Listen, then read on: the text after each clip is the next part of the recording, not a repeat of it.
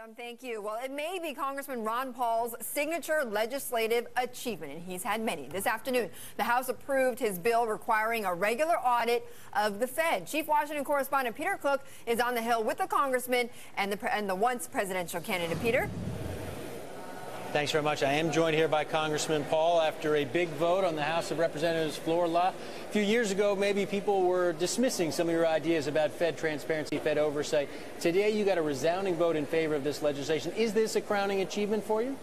Well, I think it's just a process. We have a long way to go to get everything finalized, but I think it's a real achievement to get this much attention on the Federal Reserve because I consider it very, very important. I consider the Federal Reserve responsible for the business cycle, for the booms and the busts, and they do it in secrecy, so therefore this vote says the people want transparency of the Federal Reserve, and I think that in itself is an achievement. Well, let me ask you about that because you heard some of the debate. You certainly heard what Chairman Bernanke said to you just a few days ago on this topic, that your legislation will create political influence over the Federal Reserve. You'd rather have no Federal Reserve altogether, but some people would suggest if you have to have one, why have one with influence where Congress has this much influence? I think he's fibbing a little bit there because there's a lot of political influence. I mean, he bails out companies and banks. That's a political influence. Why do some people get loans and other people don't? Why does he do it in secrecy? He wants secrecy. He doesn't want independence. He wants secrecy, and that's what the people don't want. When he deals in trillions and trillions of dollars of bailing out very rich financial institutions at the expense of others, does it overseas, $15 trillion they turned during this crisis, the American people deserve to know it. It's our responsibility as members of Congress to do the oversight that is our obligation to do. Congressman, I know that Betty and Adam have questions for you as well. Betty? Congressman, we had some comments earlier where we were talking about too big to manage banks. And, you know, we had the stunning reversal by the former Citigroup chairman and CEO, Sandy Weil, who said that he believes now that, in fact, banks are too big to manage and they should be broken up. I want to get your take, Congressman, on those comments. Well, that certainly is a mixed bag. I'm not fearful of bigness. If bigness is accomplished through the market, if Apple computers are big because the people vote for them and they're the best company, you don't want to break them up. But if bigness comes because they have protections or special benefits and low interest rates by the Federal Reserve and they get good contracts or they're part of the military-industrial complex, bigness then is bad. Most bigness comes when it becomes detrimental, has the advantages of special benefits from the government. So you don't break up bigness for the sake of breaking up bigness. You break up bigness by removing the special benefits and make sure the marketplace is the requirement to satisfy the people in the marketplace for people to get big.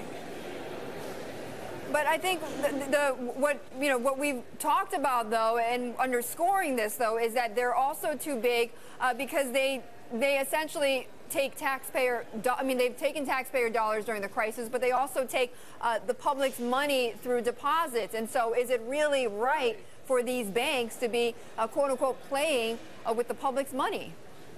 Yeah, but you don't break up bigness. You remove the guarantees. They shouldn't be too big to fail. They should fail. Matter of fact, I'm for letting the banks do whatever they want as long as they don't defraud people. But I vote against repealing Glass-Steagall because for exactly the same reason that you mentioned, because it exposed the taxpayers. So I'm not against big banks doing what they want, invest or whatever they want to do, but they shouldn't get the guarantee and they shouldn't have this assumption that the government will always rescue them.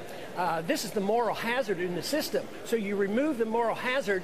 You don't just go after the bank and say that bigness is bad. You remove the cause of the problem.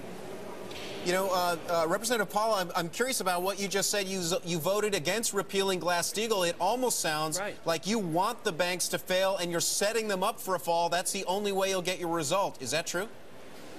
No, I don't want anybody to fail, but I want people to be responsible. But if they mess up, if they're broke, I don't want them bailed out by the taxpayer. So you don't want failure, you want success. And you're more likely to have honest success if the people are responsible for their investments. But if they always know the Fed is going to be there, the lender of last resort, and all these guarantees, and let them do anything they want, that is wrong.